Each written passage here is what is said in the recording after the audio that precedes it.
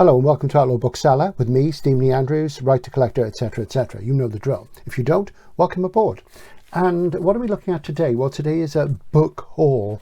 Now, of course, I'm not collecting. Remember, I'm not collecting. So this isn't collecting, all right? Well, a little bit of it is, quite frankly.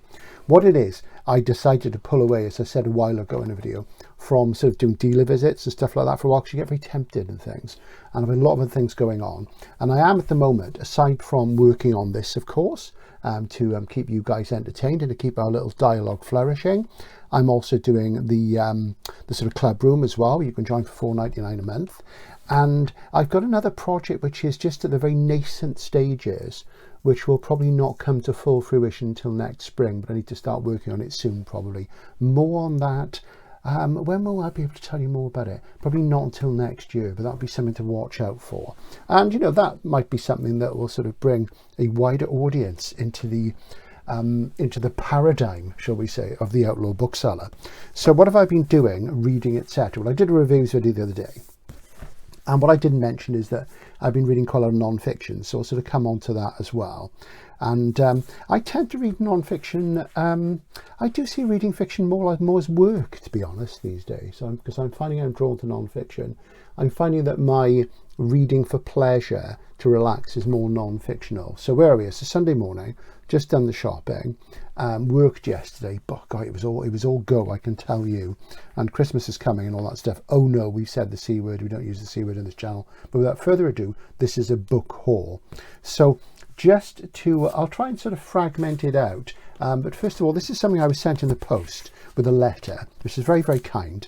And this is The Unteleported Man in the Berkeley A format paperback, nicely bagged and things. And I haven't actually taken this out yet. And this was bought from the last bookstore by a viewer of the channel. And this is an edition which restores, it says, the ending as it was originally written by the author. Now, way back about 2 years ago, I did a PKD video about the different variant text of this book, which is now better known as Lies Inc. And even when I made that video, it was out of date because there was another edition. So I now have, I think, 4 or 5 different copies. And I will go back to it again because I've forgotten some of the details. But this was sent to me as a gift out of the blue, which is very nice, by, got an accompanying letter, there you go, by Jordan Hershey in California, which is really, really nice. How nice to get something from the sunny state. And he says, "Dear Stephen, I hope you enjoyed the enclosed Berkeley edition of The Unteleported Man." Philip K. Dick, of course, is affiliated to Berkeley. That's where he went to college. And Berkeley, of course, was for a very long time, and if it still is, the sort of radical campus in collegiate America, you know, in the 50s, 40s, what have you, and so on. And Jordan goes on to say, "I'm happy to be able to give back in this small way. If only you earned a commission on everything I've bought since discovering your channel." Well, of course, in theory, I could link to Amazon and do that stuff and that, which I should do really. And but, you know, a lot of the stuff I recommend isn't available new. You have to seek it out. And that's part of the fun. So this is a really nice copy. It's got unbroken spine. Really, really nice. And what I should do, actually, is I'm going to unbag it, because I can rebag it, because it's got the bookseller's bag on it. I must empty the trash, which is down there. It's like something out of H.P. Lovecraft, really. There we go. And this is from the early 80s, I think. Let's just have a look. Yeah, because it says author inspired the movie Blade Runner. So this is the second printing from November 83. Berkeley first did it in July. So they reprinted it in November 83. So you can see how PKD's star was rising commercially then. So yeah, thanks a lot for that, Jordan. Really appreciate it. Really nice for the Dickian library. I am going to do something on Dick soon, actually, because it's been ages and I do love him, you know, but there's so much, you know how it is. We'll get there eventually. What have I got then? So Eric Brown. You're probably bored stupid of me going on Eric Brown, but he is a thing at the moment. So we're gonna zip through some Erics, because what you're seeing really is something which doesn't happen to me very often, where I discover or rediscover an author, or I decide that I'm going to really go for it. And even though I first read Eric back in the 80s, and it's only in recent years I've started to really enjoy his work, I've sort of really fun that I've wanted to mop a lot up. And he's very, very prolific, as I've said, and he's a comfort read. It's mind candy. It's good, clean fun. And it has the sort of literary virtues which I feel that a comfort reader writer should have. So he is an artist, or he was, sadly, because he's no longer with us. And I just find him a really good balance between entertainment and craft, which is really, really nice. So I've been picking some up. And of course, what one does after scouring the net of Inter and picking things up and keeping an eagle eye out when one visits the shops, which are second-hand, really what you have to do is you have to sort of call in the big guns, and you have to call in the kind of big guns that that I've been avoiding visiting. So Dorset Bob to the rescue. Thank you, Bob.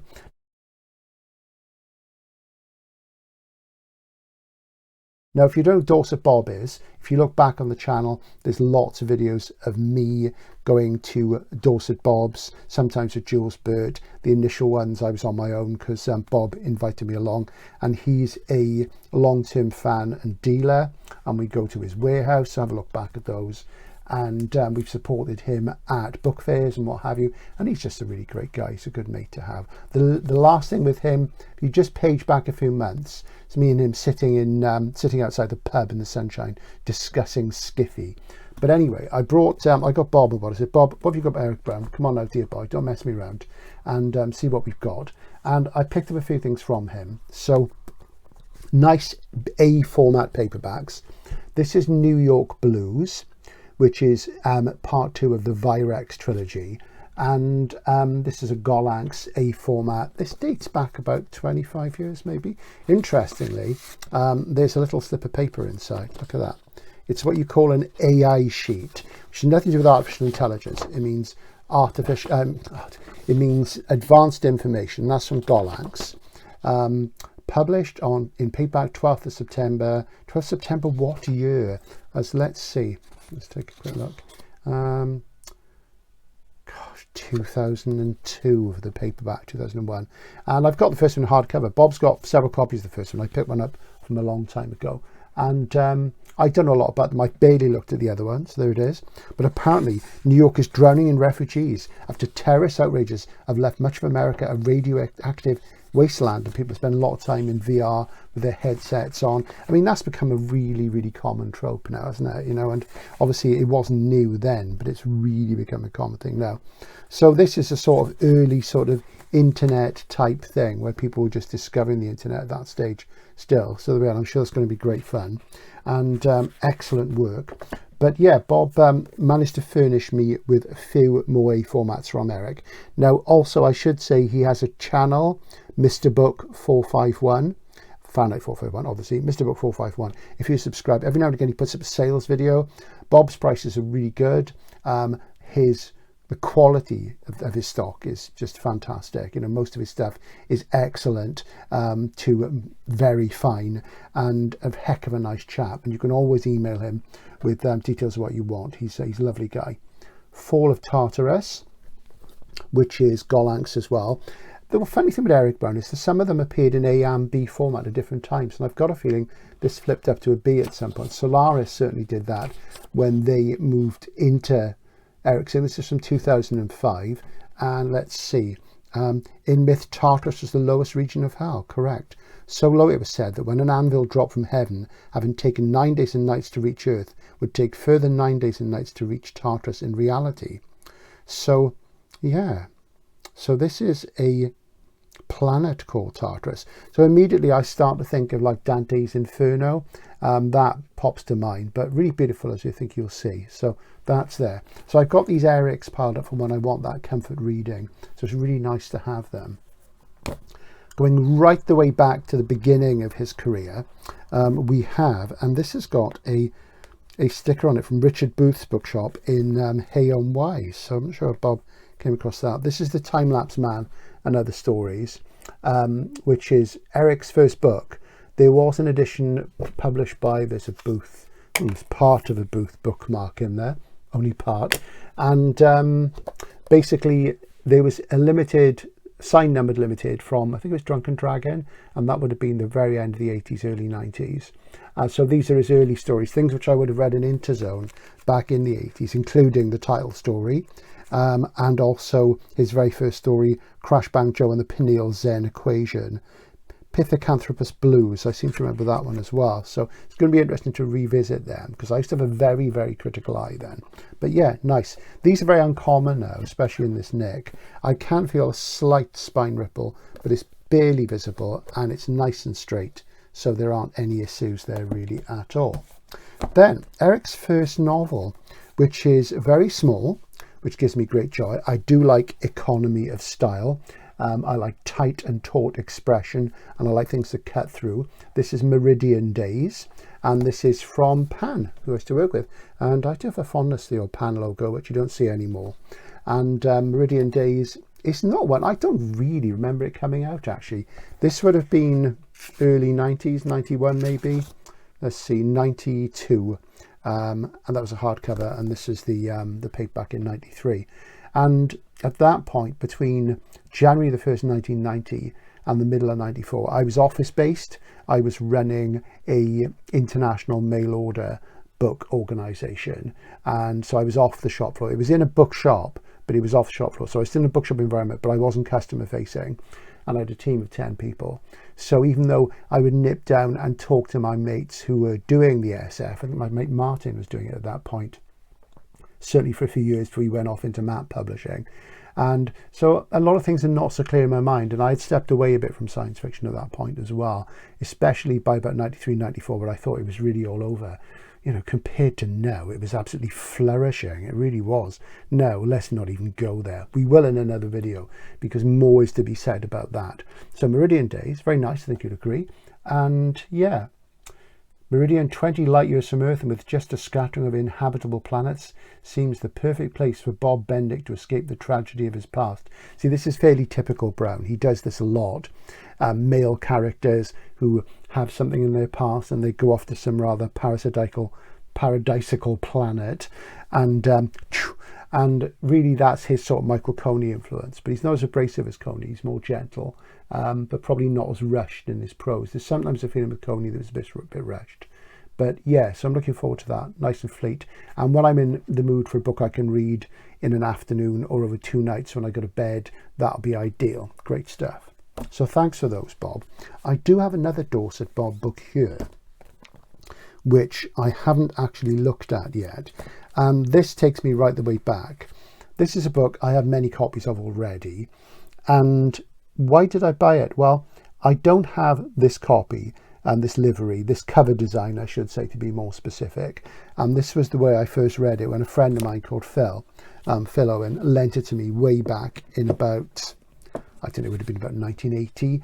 And Phil got me into Moorcock and Ellison, and I think we were reading Bradbury at the same time as well. And but yeah, he was instrumental in getting me into those people. It probably would have happened anyway, because we were both reading, you know, great American literary SF, but he sort of gave me the impetus to go forward. And this is one of my favorite books, and this is The Final Program by Michael Moorcock in its outrageous cover. It had this cover for many years throughout the 70s, and this is the Mayflower, and is this the first? 1971. And that's probably a first Mayflower. I haven't unbagged it yet, and this actually is the nicest variant with this actual cover picture on it. It's got the really nice Mayflower colophon sigil there, and the nice orange Moorcock.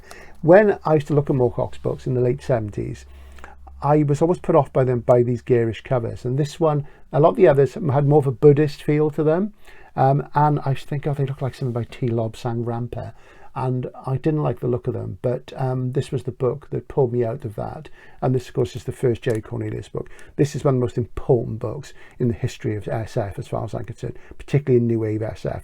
If you said to me pick one New Wave science fiction novel that is central and fundamental, I'd probably pick this one, even though it's quite different to a lot of things that, say, Ballard was doing, or that, say, Christopher Priest was doing. He was very influential as editor of New Worlds, there were certain people who did similar things, and it very, very much summed up the zeitgeist of the times of the 60s and 70s.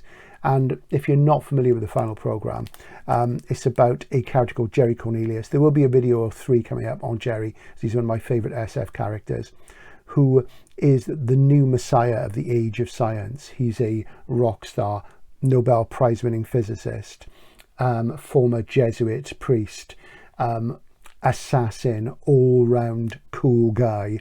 And this is about a plot which is hatched by a woman called Miss Brunner, who is a conservative but rather rapacious computer scientist, to collect all of human consciousness and download it into a computer to create the final program, and then remesh it into a hybrid human being, just in case the apocalypse comes, so that the survivor, who will be self-replicating and hermaphroditic, can repopulate the earth with its own clones, so that there is a saviour for the age of science. And Jerry's involved in this, and it's very episodic and funny and knockabout and very 60s, and it's a great book. More on that some other time.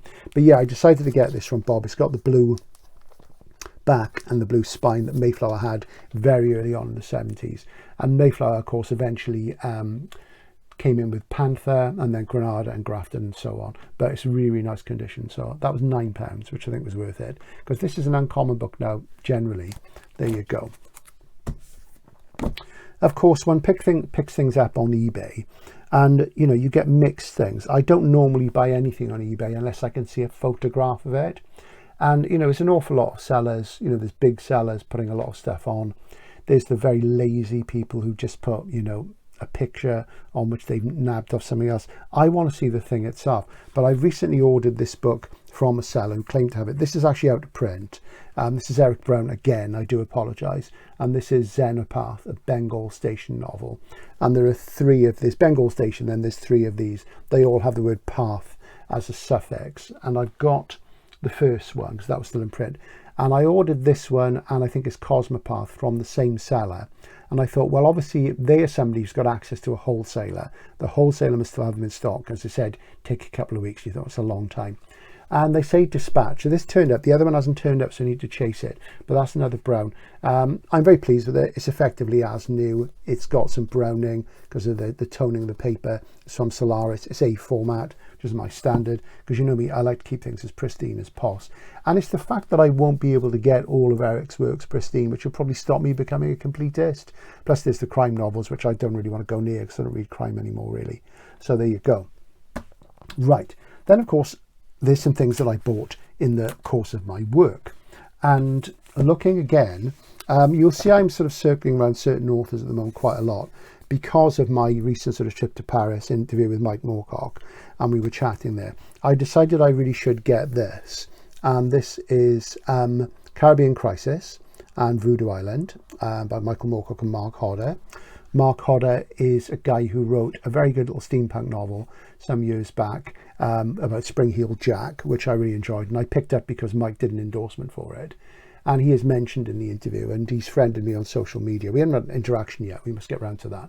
And Caribbean Crisis was a Sexton Blake novel, which Moorcock wrote way back, and it was published under the name Desmond Reed, which was a house name. Sexton Blake's a detective, and I must admit I've never read any of the Sexton Blake stories, and it's like a locked room mystery set around a bathysphere. And the finished text Moorcock wasn't pleased with because the political angle was fiddled around with by another writer, and so they decided to sort of do a revised version, and Voodoo Island is a sequel. So that's nice to have that. So give me a chance to read some Sexton Blake, who's one of the great sort of pulp heroes, but I've never actually read any. And of course, if you pick up Desmond Reed, Caribbean Crisis, it's quite an uncommon book. Did I ever have it? I don't think so. There's another one by Mike from that period, which is sort of late 50s, very early 60s, called Somewhere in the Night, and that's by Bill Barkley. And I used to have that, and I sold that a long time ago for quite a fair whack.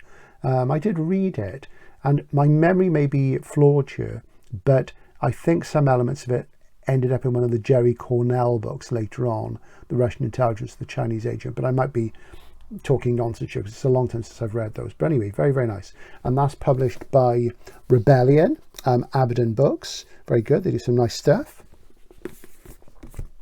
Also, as a fallout from my Paris trip, you would have seen me re-reviewing Chelsea Quinn Yarborough's Hotel Transylvania and talking about at great length about the historical thing behind that.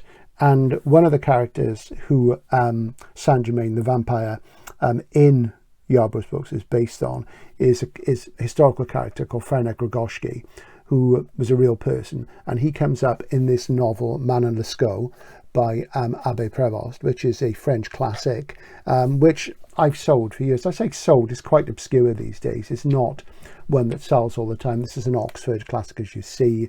And it's a tale of passion and betrayal, of delinquency and misalliance, which moves from early 18th century Paris with its theatres, assemblies and gaming houses. And this is where the Transylvanian Prince comes in, the gaming house, because Hotel Transylvania was a place he set up to do some gambling, try and get his fortune back. And it's quite slim. I haven't read a classic novel in the typical 19th, 18th century style for some time, so it's going to be interesting, and it's quite short, so I'll review that on the channel, and that'll give you another look at a different sort of aspect of the things that I've read over the years. I've also been on a jazz kick, as you know, so I've been reading some music books, and this is one which it's actually by a musician, and I'm not sure how much musicology is in it, because I probably will struggle with that, but I used to play keyboards a bit, really badly, this is a biography of Bill Evans, How My Heart Sings, by Peter Pettinger. And Bill Evans was one of the great jazz pianists. He played with Miles Davis for a short period of time. Huge career. He was a heroin addict, and he had a very lush romantic style, and I do like his work. And there's another Bill Evans in jazz who was a sax player. Why did he call himself Bill Evans when there was already a famous one? You know, it's really silly. But I thought I'd give this a go. I once sat down with my jazz records and looked up all my jazz heroes, and I worked out that the average age of death for a jazz musician from the modern period, which in jazz is sort of mid-50s to mid-60s at the latest, they nearly all died at the age of 39. It's just incredible. 39 was the average age. So a lot of them, their oeuvre is quite small, even though they record a lot. Their lives are very short and intense and lots of work. So good to do. That'll sort of take me out of my comfort zone, which is nice. Speaking about reading music books, something that's coming up, my music listening of late, or I should say buying, because I haven't listened to much. I've got to get back into listening. It is hard for me to squeeze it in, as I hate headphones. I don't do it on the go. I like to sort of be in a room and playing music while I'm doing something or just listening to it. I'm sort of between jazz and heavy metal, which is really, really weird. And again, you'll have seen, if you're in the club room, you'll have seen one of my Paris videos where my friend Mark and I go to an amazing heavy metal bar, which was really, really good fun and really nice. And I decided to read these two books, Denim and Leather by Michael Hann, The Rise and Fall of the New Wave of British Heavy Metal. This was great, by the way. And also A History of Heavy Metal by Andrew O'Neill, which I pretty much hated after the beginning. And I am going to review these soon with a friend of mine in the club room. Not because, you know, it's good. I'm going to try and make it beyond the interest of just heavy metal, because what these books really are about is genre. And genre is something obviously we're interested in SF. And I will be reviewing them and talking about them in terms of genre, because the writers both make some really good points. There are points which broadly, you know, were sort of obvious to me, but at the same time, I want to compare them and talk a bit about genre as well as the music they cover as well. Because the thing is, rock music and science fiction are pretty similar. If you think about science fiction, when it comes along, it sort of really matures from about 1940 to 1990. If you think of rock music comes along a little bit later. But it burns very quickly through modernity, and it comes to a point where everything's been done, and science fiction has been like that for a long time as well. And it's no coincidence that they both appear. I mean, you couldn't have rock music before you had electrical amplification for a start. So there is a certain sort of thing going on there. So I want to talk about rock music in relation to science fiction, in relation to genre, and we'll be reviewing these as well with a friend of mine, maybe two friends of mine, we'll see. I'm going to shoot that in a couple of weeks, and hopefully that'll be an outdoor shoot, we'll see. Anyway, what else have we got? Yes, it's Michael Moorcock again. Since seeing Mike, I've thought, well, I need to refill some gaps. This is a book I never bought, and I don't know why. This is London Peculiar, another non-fiction, and this is published by PM Press, who does some great stuff. And this is, say, a trade paperback. There's the great man himself, photographed by Linda, his wife, who's great. Hi, Mike. Hi, Linda. Hope you're well. And there we go. And this is all sorts of non-fiction. There's sort of book reviews, introductions to things, lots of personal stuff. And I've read a bit of this already, and I'll really enjoy that. It'll be a real fun read for me. And that was like 10 quid. It's brilliant. Absolutely brilliant. 10 quid, and it's huge. Isn't that fantastic? So, recently, our friends at Newcon Press, one of Britain's smallest fine presses, run by Ian Waits, science fiction writer, all-round good guy, they did a sale, and they had something like 30% off, which was fantastic. So I did make a post about it on the channel, and very much, you know, I jumped on it because they had a few things I wanted. The only criticism I would make of Newcon is I think their postage is quite expensive. Having said that, they're a proper small press, they're a small concern. They do some really good pioneering work. They publish very generously. They do a lot of books. They do a lot of stuff that you won't get in any other form. They're the real thing.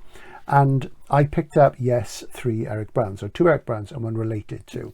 So first of all, I got on Arcturus 7, and this is the signed limited edition hardcover, which is normally $19.99. So I got 30% off that, and there it is.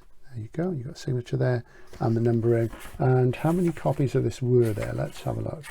Look at the limitation statement. Let's see. Does it say? Should say somewhere. There are not many. I think there's only about 100 of these, and I don't think there's a trade paperback. So there you go. So really pleased with that. So really, really nice. And also, I got this. They did a series called Imaginings, which is a series of short story collections. There's a Nina Allen one. There's a, let me see, there's a Dave Hutchinson one. Have I got them? I've certainly got the, I haven't got the Nina Allen one. That's really, really uncommon. That costs you at least 50 quid. And I've got the Dave Hutchinson one somewhere. Did they do an Adam? No, they've done lots of Adam's books. They've done that. And this is volume 8. And this is Strange Visitors by Eric Brown. And it's got this really nice marbled livery around there and the spine and on there. And again, this is the signed limited edition hardcover with cover art by Jim Burns. Now, Jim has sometimes said that he's not that confident with drawing figures and faces, but this is Charles Bukowski, the writer. If you don't know who Charles Bukowski is, don't hang your head in shame. Run out and buy his books. And he's having a beer there. And this is related to a story here called Bukowski on Mars, I think.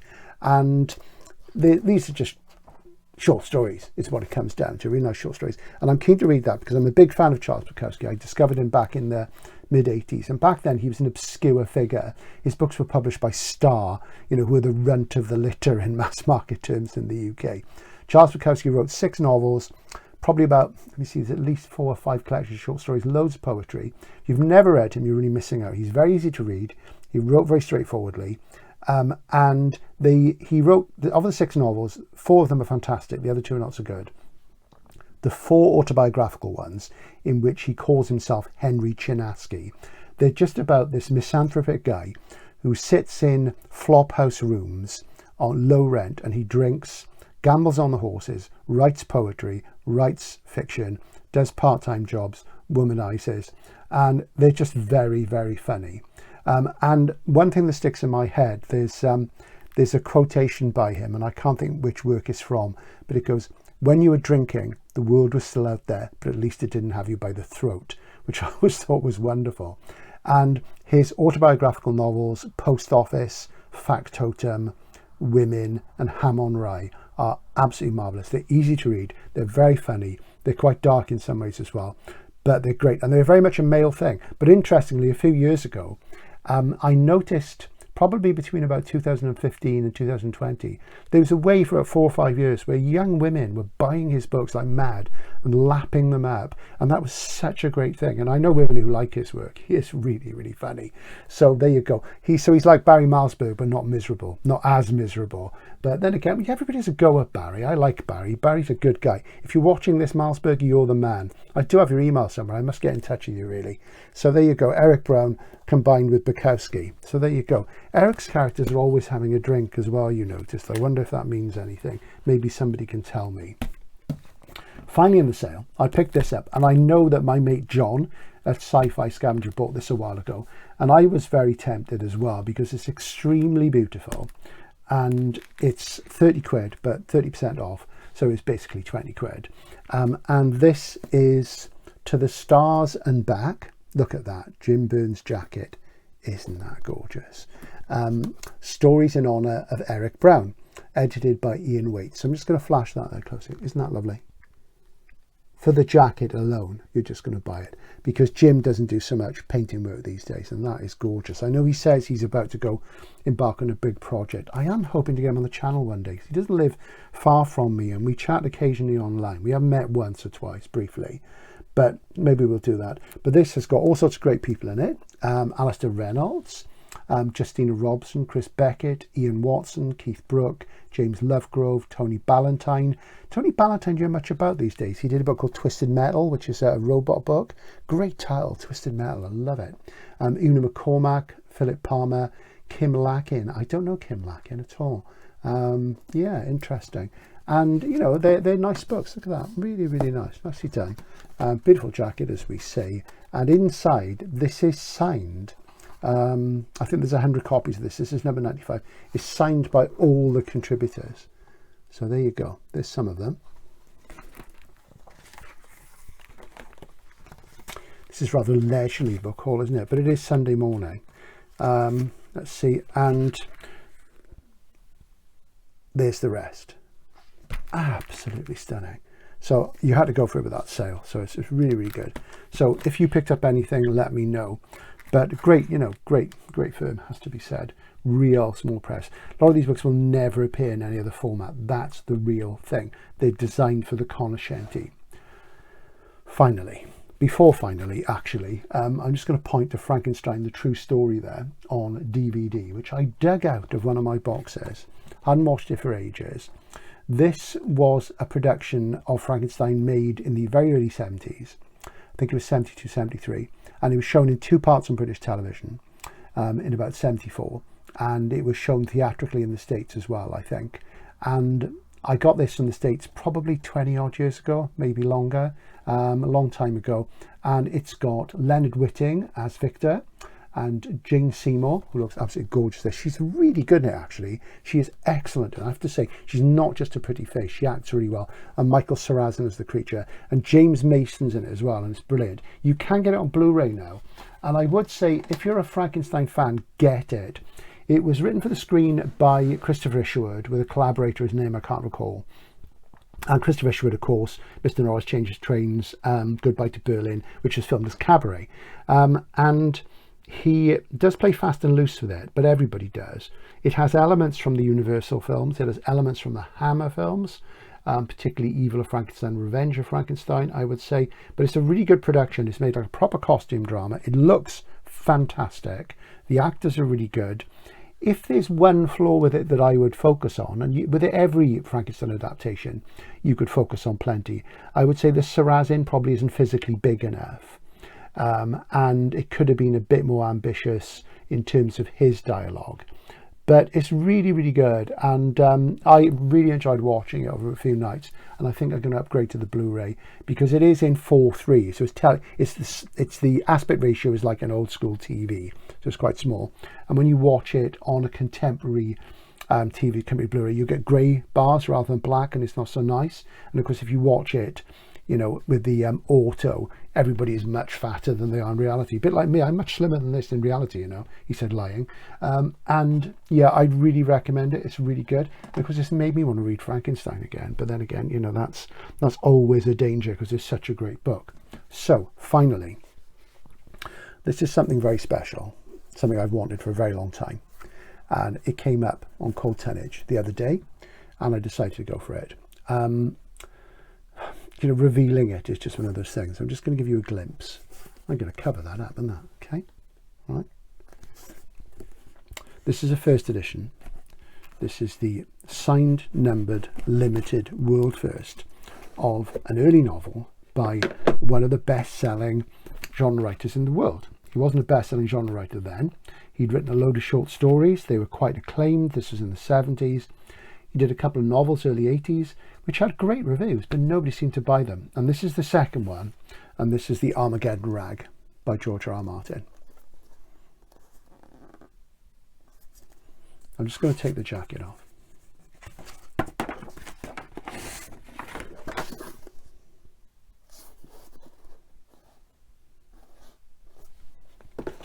I'm just going to spread this out for you to see it.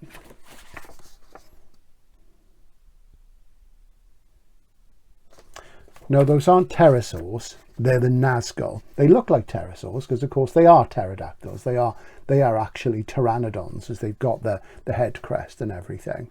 But they're supposed to be the Nazgul. That's the Nazgul from Lord of the Rings. And The Armageddon Rag is a novel set in the early 80s when it was written about a rock and roll writer who longs for the great days of the 60s, and he hates the way that music is going. And he gets commissioned to do a piece about a 60s band called the Nazgul, whose frontman died or disappeared in mysterious circumstances, and they sound a bit like the Doors. And he goes back, tracks down the 3 surviving members of the band, and he discovers this incredible culty plot. So it's like a rock and roll horror novel that's stuffed with Tolkien references. And interestingly, down here, you see these things? Now they are inspired by something from a painting either by Dali or Tanguay, and I can't think which one or which ones. But yeah, very beautiful, I think you'll agree. And so it's got lovely end papers. There you go. It's a great fun novel. You know, it's not high art, it's not serious literature, but it's a really good cracking read. And if you like, most rock and roll novels are terrible, as I say, but this one's pretty good. And I've got a really warm feeling because I read it way back in the 80s at the time. And say this is number 119 of 500 signed and slipcased. So it's very, very uncommon. There you go. You see the musical notation bars. And it also says that there were 26 which were lettered, signed and slipcased, reserved for the press.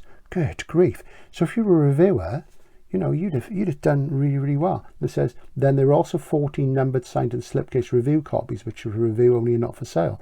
So in other words, there were 40 copies that went to the press. How lucky were they? You know, what happened to those? You never see those come up, and you don't see this come up very often. But I've had my eye on it for quite some time. And Andy suddenly had one, and that was Ed. There you go. So that's the book haul, but I'm not collecting, as you see. I'm not collecting at all. This is just stuff that I'm going to read or have read. We'll see how long we last before we do another book haul. There'll be some more things coming up soon. There's something coming up, what I don't really want to say because somebody else will do it before me, really. But thanks for your views. Thanks to those who joined the club room. I'll say if you haven't, it's only $4.99 a month. There's regular stuff in there. Get a lot of guest stars in there, actually. Not so much stars as people I know who can be quite entertaining. So I'm going to sign off for now. There'll be something again later this week. I'm not sure what yet, but I've got a little bit of free time coming up. And I'll leave you to it for now. And till next time, thanks for watching. Take care, everybody. Bye-bye.